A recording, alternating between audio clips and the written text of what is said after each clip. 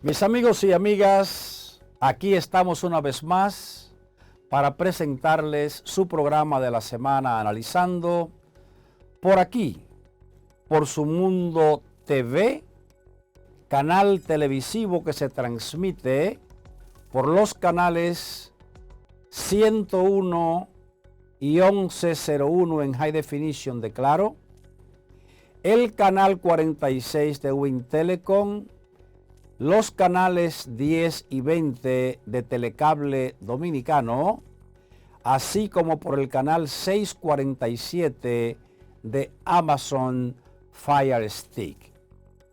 Estamos en más de 40 sistemas de cables de la República Dominicana y transmitimos también por el satélite EUTEL para todos los Estados Unidos y para toda América Latina y el mundo. Pero es que este programa, que se transmite por Su Mundo TV, también llega en todas las plataformas digitales disponibles, así como también en la página web de este canal, sumundotv.com. Como cada semana, estamos nosotros dedicándole un tiempo en esta etapa a un país del mundo. En la semana que corresponde, hemos prometido hablar de la hermana República de Cuba.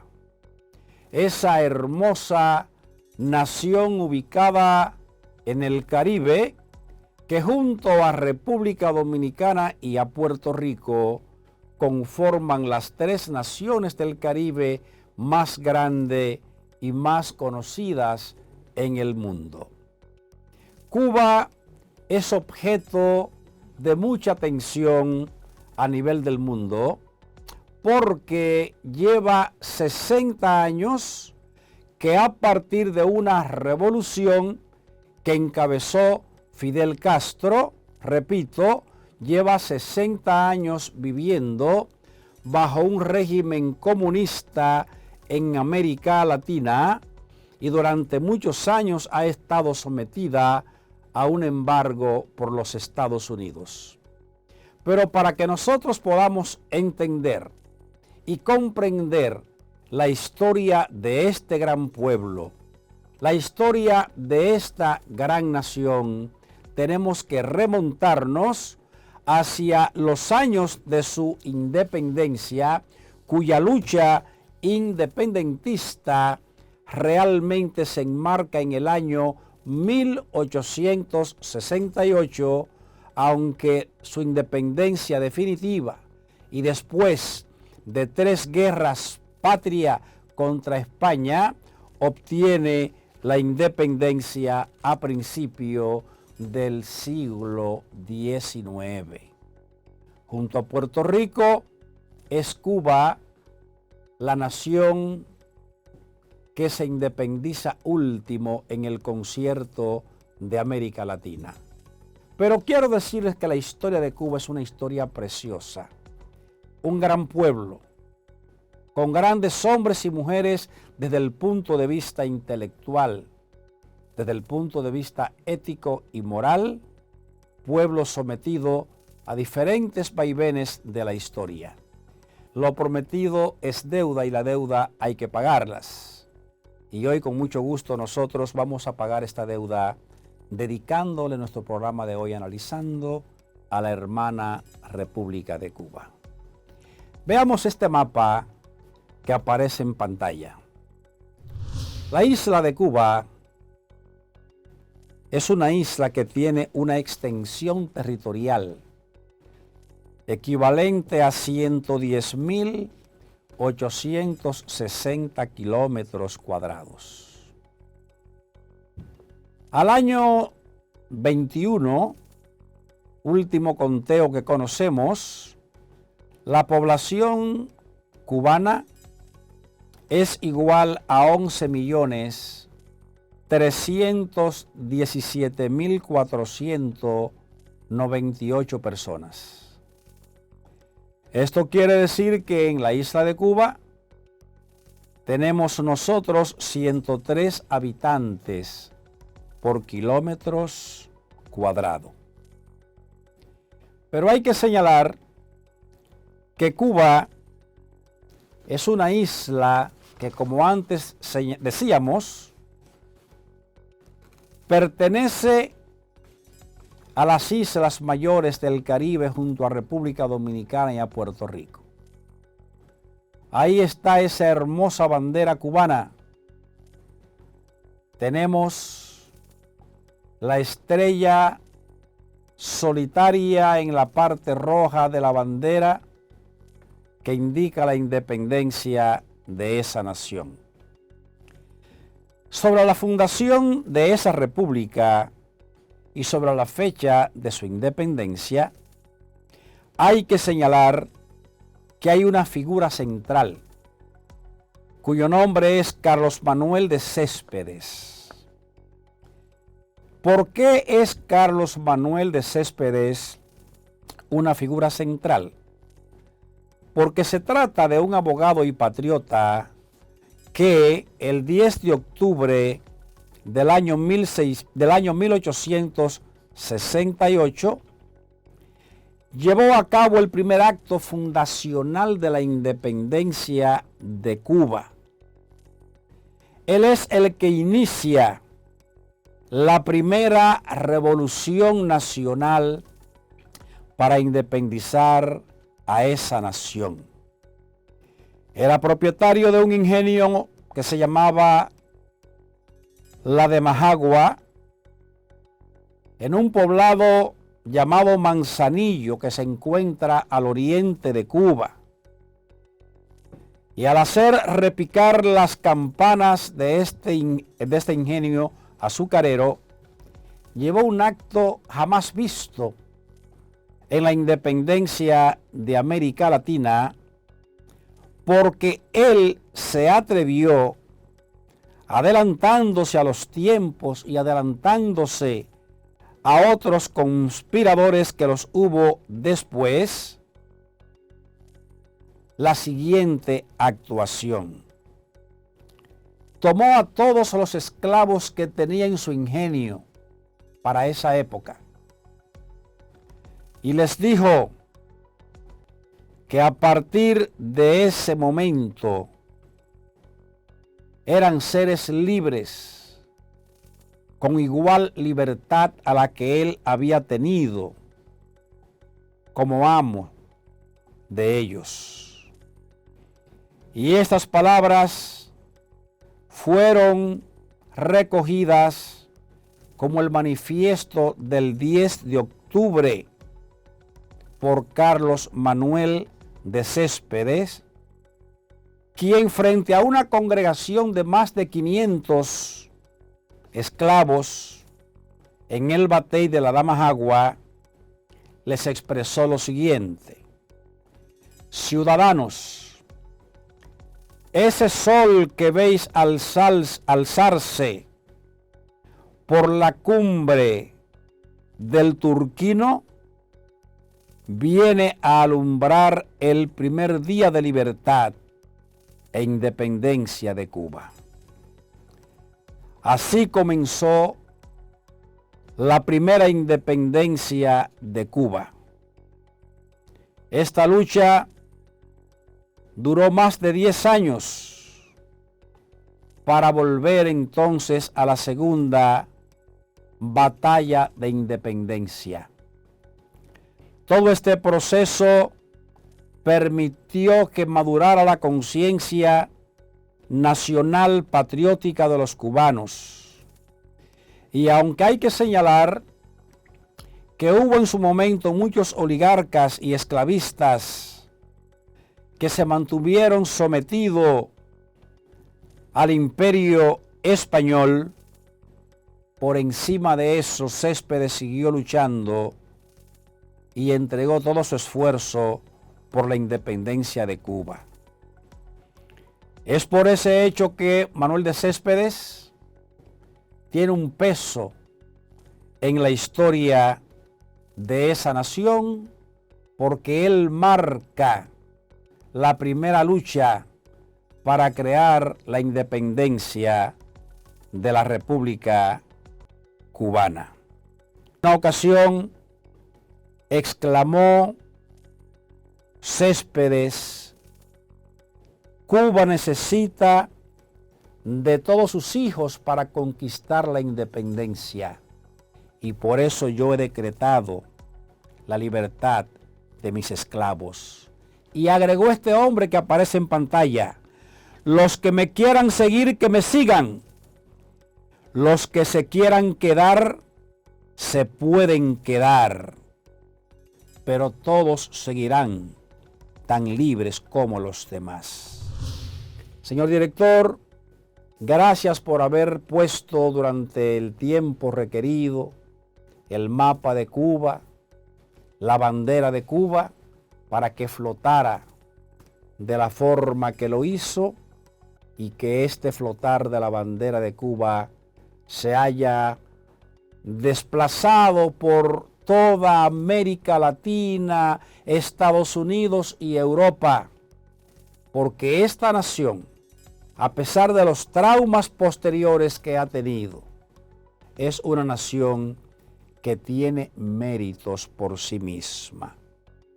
Y para que sepan ustedes lo que Cuba llegó a ser a partir de su independencia, vamos a pedir al señor director poner el video número 1 que hemos reservado para este espacio y que tiene que ver cómo era Cuba antes de que Castro encabezara la revolución que triunfó el 1 de enero de 1959.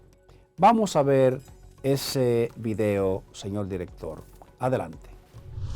Cuba es un país latinoamericano que destaca mucho por ser el único país de la región que llegó a consolidarse como un estado socialista, alinearse con la Unión Soviética y además uno de los pocos países socialistas que aún siguen vigentes en el mundo. Mucho se ha hablado sobre Fidel Castro y la dictadura cubana, de su revolución socialista, de sus logros sociales, de su mala reputación en términos de libertades y de su historia como enemigo de los Estados Unidos. Sin embargo, Cuba no comenzó a existir con la Revolución Cubana en 1959. Muy poco se ha hablado sobre la Cuba antes de la Revolución, y normalmente este periodo suele ser descrito como un periodo de oscurantismo en donde Cuba fue un país muy atrasado, desigual y moralmente decadente. Sin embargo, a pesar de que algunas de estas cosas tienen cierta veracidad, es totalmente erróneo reducir la Cuba prerevolucionaria solamente a eso. El día de hoy te hablaré sobre cómo era Cuba antes de Fidel Castro. Primero, para determinar si la Cuba prerevolucionaria era o no un país atrasado, debemos revisar los datos sobre la situación de la educación y la salud de la isla en los años 50. Con respecto a la educación, en 1953, Cuba tenía un índice de alfabetización del 76%. Era el cuarto país más alfabetizado de Latinoamérica. Este país tenía más de 1.700 colegios preescolares, más de 7.500 colegios de educación primaria, 129 de educación secundaria, 48 escuelas técnicas, 4 universidades y 5 escuelas de educación especial. Todas estas instituciones albergaban a aproximadamente 1.200.000 estudiantes, en una población de aproximadamente 6 millones de personas. Con respecto a la salud, Cuba tenía aproximadamente un médico por cada 1.000 habitantes, lo que lo convertía en el tercer país de América Latina con más médicos en relación a su población, solamente por detrás de Argentina y Uruguay. Estos porcentajes que les dije anteriormente sobre la educación y la salud de Cuba, en los estandartes actuales son malos porcentajes. Sin embargo, en los estandartes de aquella época eran unos porcentajes muy buenos, y son prueba de que definitivamente la Cuba prerevolucionaria no era un país atrasado. Sabiendo el desarrollo de la isla, sigue preguntarnos cómo era la calidad de vida, el ingreso y el nivel de desigualdad en Cuba durante este periodo. Revisaremos algunos datos en relación a ello y los compararemos con los datos de la Cuba moderna, a ver si han mejorado o empeorado. Lo primero es algo muy básico, el consumo de comida.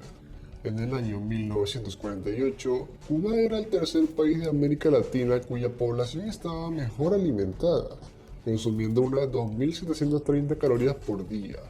En cambio, en el año 1995, luego de que la Unión Soviética le retirara todo el apoyo material a Cuba y este país cayera en el llamado periodo especial, en donde fue azotado por una gran crisis económica, Cuba cayó al último puesto, convirtiéndose en el país cuya población estaba peor alimentada de toda América Latina, consumiendo apenas unas 2.291 calorías por día. En 1958, Cuba tenía 3 líneas telefónicas por cada 100 habitantes, siendo uno de los países con más teléfonos de América Latina. En 1994, Cuba todavía seguía paralizado en 3 líneas telefónicas por cada 100 habitantes, ganándose uno de los últimos puestos en el ranking de Latinoamérica. En el año 1958, Cuba tenía 169 radios por cada 1000 habitantes, siendo el segundo país de toda América Latina con más radios, solamente superado por Uruguay. En 1991, Cuba tenía aproximadamente unos 190 radios por cada 1000 personas, que si bien es un aumento, ha caído varios puestos en el ranking de Latinoamérica. Seguimos con los televisores. En 1957, Cuba tenía 45 televisores por cada 1000 habitantes, siendo el país de América Latina con más televisores y el quinto en todo el mundo.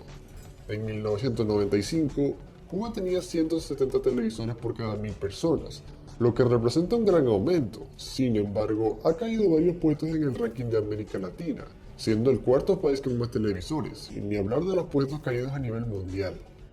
Por último, los automóviles personales. En el año 1958, Cuba tenía 24 automóviles por cada 1000 habitantes, siendo el segundo país de América Latina con más automóviles, solamente superado por Venezuela. En 1988, Cuba tenía 23 automóviles por cada 1000 habitantes, ocupando el puesto número 9 de toda América Latina y siendo el único país de la región que en vez de aumentar la cantidad de automóviles, se redujo. Finalmente, una de las cosas que más se divulga y se critica de la Cuba prerevolucionaria era el nivel de degeneración moral de la isla. Y, en efecto, en 1913 se introdujo una ley para desregular la prostitución en el país, y en los años siguientes se abrieron muchísimos burdeles, especialmente en La Habana. Esto se convirtió en un negocio altamente lucrativo por la ganancia millonaria que generaba el país en turismo. Todo esto le dio a Cuba la fama de ser el burdel de América Latina, de ser un país decadente y degenerado. En los años 1958 había unas 11.500 prostitutas en Cuba, la mayoría de ellas concentradas en La Habana y en su mayoría mujeres negras y mulatas de bajos recursos. Luego de la Revolución Cubana, en 1959, el nuevo gobierno revolucionario veía a la prostitución como una herencia de una decadente sociedad capitalista, y a pesar de que no llegó a ilegalizarla completamente, introdujo muchas leyes que regulaban esta práctica y creó centros de rehabilitación para ayudar a estas mujeres. En los años siguientes, la prostitución se redujo mucho, pero a partir de 1994, cuando Cuba entró en el periodo especial, la cantidad de prostitutas explotó en el país. Esta vez eran mujeres de todas las razas y muchas de ellas adolescentes. Gracias a la crisis económica, una prostituta en promedio ganaba más dinero que un profesional cubano. Además, muchas mujeres veían esto como una oportunidad para alguna vez conocer a un hombre extranjero, casarse y poder salir de Cuba. En el año 2016, habían unas 89.000 prostitutas en el país. Entonces, si aún sabiendo que la Cuba prerevolucionaria objetivamente hablando no era un país tan malo, ¿por qué los cubanos apoyaron a Fidel Castro? ¿Cuáles fueron las razones por las que los cubanos derrocaron al gobierno prerevolucionario? Hubieron varias. En primer lugar, fue lo políticamente inestable que fue este periodo. La última razón es que Fidel Castro no fue un hombre muy honesto. Verán, desde que Fidel Castro saltó al ojo público, este hombre se mostró como un socialdemócrata moderado. En 1953, luego del asalto al cuartel Moncada, Fidel Castro dijo: "Ni comunismo ni marxismo es nuestra idea. Nuestra filosofía es una democracia representativa y una justicia social en una economía bien planificada". Muchos cubanos de clase media y alta apoyaron a Castro pensando que este era un demócrata. Incluso estadounidenses como el escritor Ernest Hemingway apoyaron a Castro y dieron la bienvenida al triunfo de su revolución en 1959. Luego del triunfo, Castro dijo cosas como: Esta es una revolución enteramente democrática. Todos los derechos humanos son los derechos de la revolución. Libertad de opinión, de escritura, de expresión, de reunión y de creencia. Son santas libertades de nuestra revolución. Sin embargo, poco a poco Castro se fue tornando más radical y autoritario. Comenzó a irrespetar fuertemente a la propiedad privada, a distanciarse de los Estados Unidos y a acercarse a la Unión Soviética. A finales de 1961, Fidel Castro finalmente se quitó la máscara y dijo: esa capacidad de crear, ese sacrificio, esta generosidad, eso es el socialismo, y por eso somos socialistas, y siempre seremos socialistas. Por eso somos marxistas-leninistas, y siempre seremos marxistas-leninistas. Hemos visto en este video todo lo que fue Cuba antes de la revolución de 1959. Yo quiero decir que Cuba era un modelo de desarrollo económico a partir del año 1930, después de la Gran Depresión, porque fue un país que atrajo grandes inversiones norteamericanas en todos los órdenes. Hay un pensador norteamericano que se llama Henry George, que escribió una obra de un gran valor histórico. Esa obra se titula Progreso y Miseria. Es decir, aquí se analiza que donde quiera que vamos teniendo progreso material, concomitantemente en la sociedad se van dando diferentes progresos también de miseria y de pobreza. Parece que es una especie como de dinámica de la propia economía y de las propias sociedades en desarrollo. Porque Cuba, hasta antes de su revolución, como hemos visto, era el país número 3 en mayor nivel educativo en toda América Latina.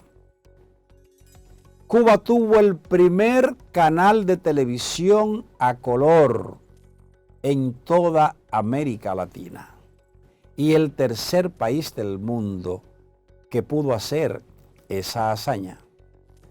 Cuba tenía hoteles de 5 estrellas.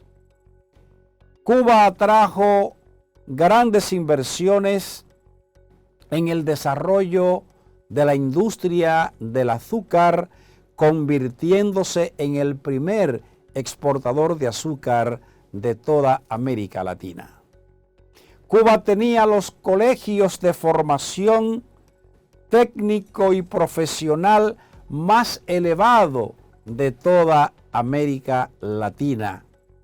Y llegó a tener barrios como El Vedado, por ejemplo, que rivalizaban y competían con los barrios de alto nivel de París o de alto nivel de los Estados Unidos.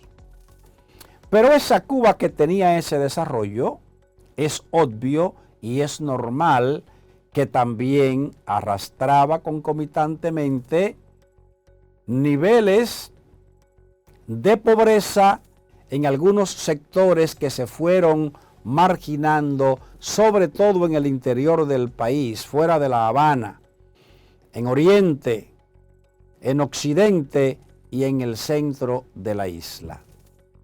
Estas desigualdades que se fueron creando fueron produciendo protestas y levantamientos por aquellos que veían que mientras en La Habana y en las grandes ciudades había gran desarrollo material de riqueza, entonces ellos vivían en el campo, en la pobreza.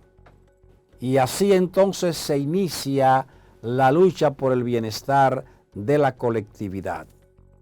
En medio de esa lucha, la democracia que venía practicándose en Cuba es interrumpida por un golpe de Estado. Pero hablar de Fulgencio Batista, este señor que ustedes ven ahí, responde al nombre de Fulgencio Batista Saldívar. Había nacido en el municipio de Banes, allá en Veguita, y este hombre que nació en el año 1901 llegó a ser un político y un militar que después se convirtió en un dictador cuando a partir del año 1940, cuando fue electo como presidente de Cuba, se convirtió a partir del año 1952 y hasta 1949 en un dictador terrible que mató, asesinó, robó, depredó, se alió a sectores de la mafia, a sectores del narcotráfico que con su apoyo comenzaron a pulular por la isla de Cuba mientras él les cobraba peaje para dejarlos operar. Este hijo de Belisario Batista y de Carmela Saldívar, quienes habían sido unos cubanos que lucharon por la independencia de Cuba, aunque eran de origen pobres, este muchacho comenzó a trabajar a muy temprana edad y en su juventud, a los 20 años, se marchó a La Habana, Cuba, y se unió al ejército cubano de ese momento. En el año 1923 ingresó a la Guardia Rural Cubana y rápidamente progresó y alcanzó el grado de sargento taquígrafo del Estado Mayor del Ejército Cubano. Se involucra en el año 1933 a dar un golpe de Estado que derroca el gobierno del general Gerardo Machado. Al derrocar el gobierno de Machado, en el cual participó ese señor que está en pantalla, el dictador Batista, que posteriormente llegó a ser dictador, entonces se forma en Cuba un gobierno provisional encabezado por Carlos Manuel de Céspedes. Carlos Manuel de Céspedes asume el poder en medio de un gran descontento allá en Cuba. Y entonces un grupo de militares, dentro de los cuales estaba este señor que está en pantalla, el señor dictador Fulgencio Batista, vuelven a conspirar de nuevo para interrumpir el proceso democrático de Cuba. Es así que Batista participa en varias conspiraciones en contra de la naciente democracia cubana. Comenzó a conspirar desde el año 1933, como ya hemos dicho, en aquella famosa revuelta cubana que se conoció como la revuelta de los sargentos. Los gobiernos en Cuba tuvieron que sucederse y definitivamente Batista se hizo con el poder a partir del año 1940, cuando ejerce una gran represión de los movimientos comunistas, socialistas, que ya existían fundamentalmente en el campo cubano, donde estaban las grandes centrales azucareras.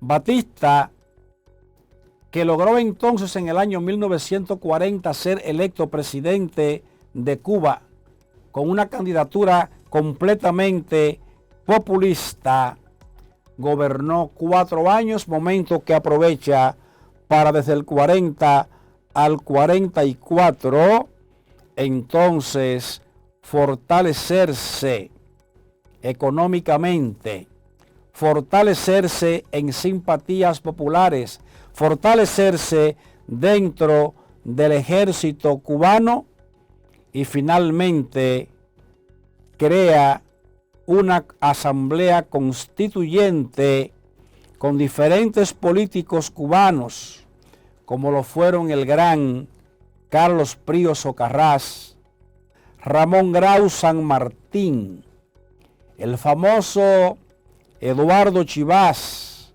y también los comunistas de la época, Blas Roca Calderio y Juan Marinelo Vidureta, que eran los jóvenes revolucionarios de ese momento.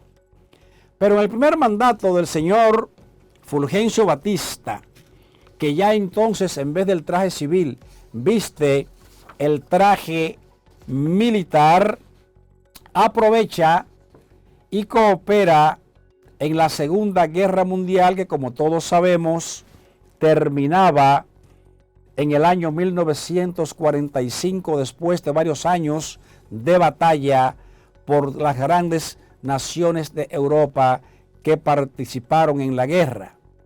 Pero este Batista lo que hace es que entra en alianza con Alemania y por tanto con Italia, con Mussolini, así como con el imperio japonés.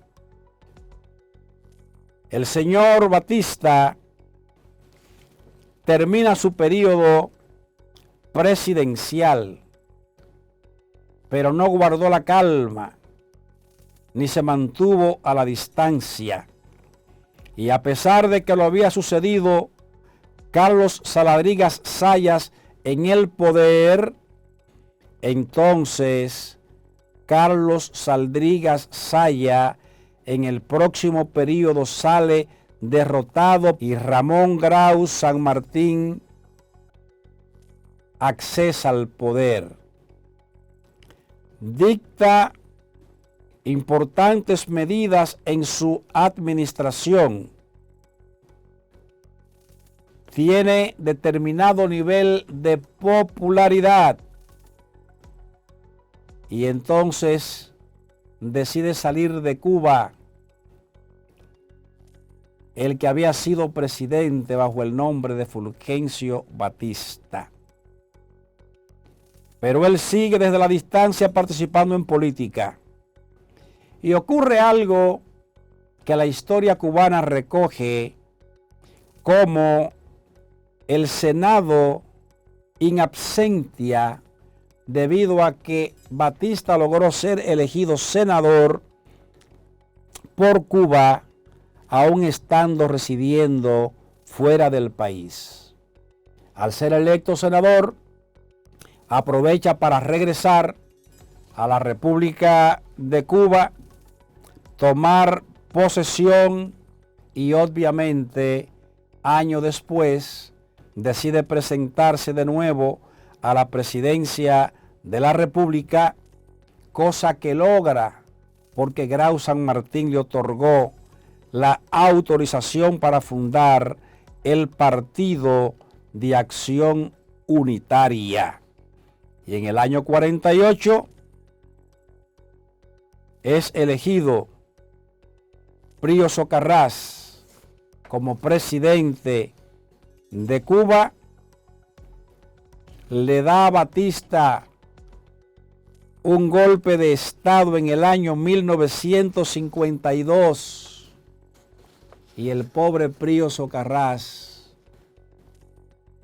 no tiene más que ver a Batista establecer una dictadura que duró 8 años. Dictadura que entonces es desplazada por la revolución que encabezó el comandante Fidel Castro. Gracias, señor director, por usted haber puesto las fotografías que le pedimos mientras hacíamos el comentario histórico de la hermana República de Cuba. Al triunfar la revolución que encabeza Fidel Castro, obviamente es cambiado por completo todo el sistema político de Cuba cuando Fidel decide entonces hacerse presidente vitalicio y señala que Cuba se convertía en un país comunista con el apoyo de la Unión de Repúblicas Socialistas Soviéticas.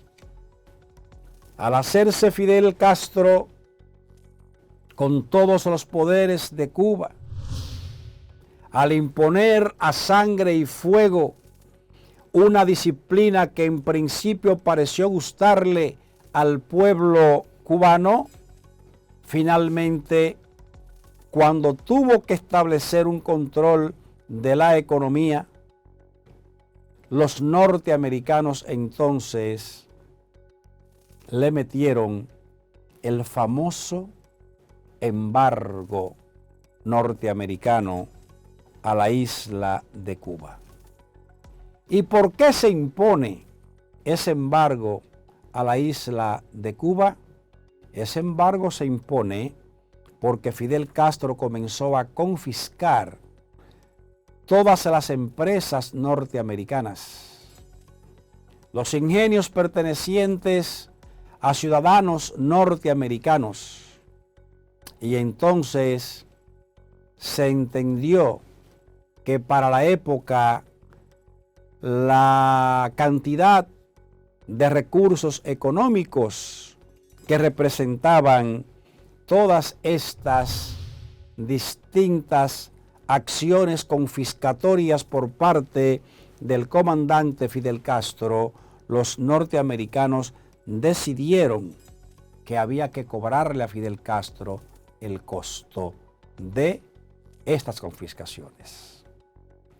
Este famoso embargo, que es el que se cita permanentemente para hablar hoy del deterioro de la vida en Cuba como resultado de la ausencia de la prosperidad de la economía, tiene una explicación que en el video 2 lo vamos a ver como los antecedentes de por qué se aplica ese embargo a Cuba. Pero antes de que pasemos a este video, nos solicitan pausar para pasar brevemente por comerciales, de modo que al retornar veremos el video, cómo comenzó y en qué consiste el embargo hoy o hasta hoy en la isla de Cuba. Se le echa generalmente la culpa a una sola parte, pero yo pienso que el culpable real de lo que está pasando en Cuba hoy es el ex dictador cubano Fulgencio Batista. Se convirtió en un dictador terrible, porque es importante señalar aquí, mis queridos amigos y amigas, que antes de esa revolución llevada a cabo por Fidel Castro, hubo razones poderosas para que esto ocurriera. ¿Y cuáles fueron esas razones? Las razones fueron la corrupción administrativa, la depredación del erario público, la connivencia de Fulgencio Batista con el crimen organizado, con el narcotráfico, con el contrabando y con el saqueo del patrimonio de Cuba. En cualquier país de América Latina o del mundo donde eso pasa, automáticamente se está asignando y se está dañando el futuro de esa nación. Porque es importante recordar que antes de la revolución de 1959, cuando Batista da el golpe de Estado en Cuba, el 26 de julio de 1953 se dio el asalto al cuartel Moncada en Santiago de Cuba. Es verdad que fue derrotado fácilmente por las fuerzas gubernamentales de Batista, muriendo muchos jóvenes y otros de los que participaron fueron encarcelados. En esta fotografía vemos ahí al joven Fidel cuando todavía no tenía el tamaño histórico que llegó a tener, porque era apenas un joven dirigente del movimiento 26 de julio a partir de la fecha, y entonces Fidel, principal líder de ese ataque al cuartel Moncada, no era más que un joven abogado que aspiraba incluso a la presidencia de la República siendo tan joven para el proceso del año 1952, proceso que impidió Batista con su golpe de Estado. Si Batista no hubiese interrumpido con un golpe de Estado, probablemente Fidel Castro como joven hubiese sido candidato presidencial, hubiese ganado y no se hubiese ido al comunismo como ocurre hoy. Pero es a raíz, repito, de ese asalto al cuartel Moncada cuando se suspenden en Cuba las garantías constitucionales. Y desde ese momento y hasta 1959, la policía de Batista se encargó de mantener a toda la población cubana asustada, reprimida, golpeada. Y a finales del año 1955, todas las revueltas estudiantiles y las manifestaciones antibatista ya se habían vuelto frecuentes. El desempleo se convirtió en un problema en Cuba, al extremo de que los recién graduados universitarios buscaban un empleo, buscaban un trabajo y no lo podían conseguir. Todo esto fue aumentando la presión en Cuba y entonces todos los jóvenes se metieron a revolucionarios porque lo empujaron por la pobreza, por la miseria y por el abuso a luchar por su bienestar. Esa constante oposición al dictador desarrolló una gran actividad revolucionaria en Cuba, al extremo de que en el campus de la propia universidad cubana, por las luchas, Batista la cerró, dizque con carácter temporal, el 30 de noviembre del año 1956, y vale decir que la universidad estuvo cerrada hasta que fue derrocado Batista. El 13 de marzo de 1957, el famoso José Antonio Echeverría, un gran líder estudiantil, cayó en combate con la policía batistiana a un costado de la Universidad de La Habana, luchando en contra del gobierno dictatorial de Batista. Batista fue un hombre tan terrible como dictador que lo dañó todo en la hermana República Cubana, y eso es lo que hace que ese levantamiento del pueblo, de la lucha, de la protesta y de la juventud cubana fueran perqueñando la caída del poder de Batista. teniendo en cuenta todas las pérdidas de vidas que hubo en Cuba, los daños materiales a la propiedad, a la economía. Y entonces Batista aparece una fotografía ahí renunciando como un cobarde a la presidencia de Cuba en el año 1959 frente al empuje de la invasión de los jóvenes que una vez más, dirigidos por Fidel Castro desde México, se encaminaron junto al Che Guevara por las costas cubanas, adentrándose en la Sierra Maestra, levantando a los campesinos y organizándolo a un extremo de que Batista no pudo resistir el combate.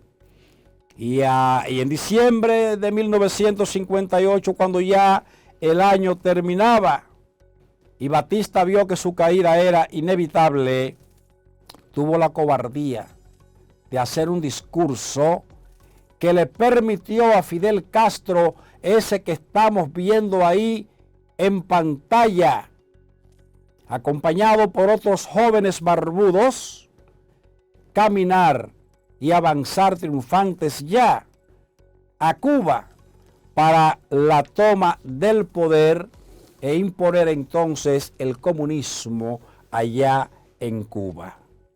Es de ahí que, como decíamos, señor director, gracias, en el segmento anterior, cuando los pueblos son reprimidos y son abusados, cuando los pueblos no tienen alimento, no tienen educación, no tienen medicina, cuando los jóvenes no tienen trabajo, entonces se daña todo el destino de esa patria, como ocurrió con esta gran nación que se llama Cuba, sometida hoy al comunismo como sistema político de gobierno que impide el desarrollo económico de una sociedad como la cubana, que es digna de mejor suerte, porque los hombres y las mujeres de Cuba son valientes, son honorables, son inteligentes, son trabajadores, son gente capaces de avanzar y de echar hacia adelante, pero el sistema político que tenemos hoy se lo impide. Vamos a ver brevemente, señor director, si fuera posible, el video que explica por qué comenzó el embargo en la isla de Cuba. Adelante, señor director. ¿En qué consiste exactamente este embargo que mencionan los castristas?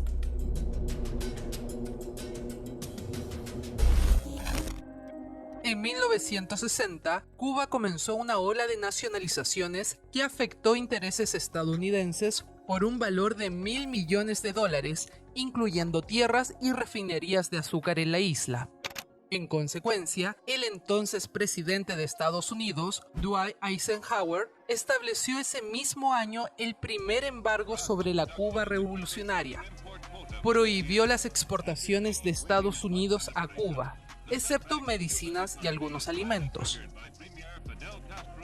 Pero fue en febrero de 1962, en plena Guerra Fría, cuando el gobierno de John F. Kennedy amplió el embargo, extendiendo las restricciones a las importaciones cubanas, en base a la Foreign Assistance Act, aprobada por el Congreso en 1961 y que permitía al presidente imponer estas medidas como consecuencia de la nacionalización por parte de Cuba de los bienes y empresas extranjeras, en su mayoría propiedad de estadounidenses.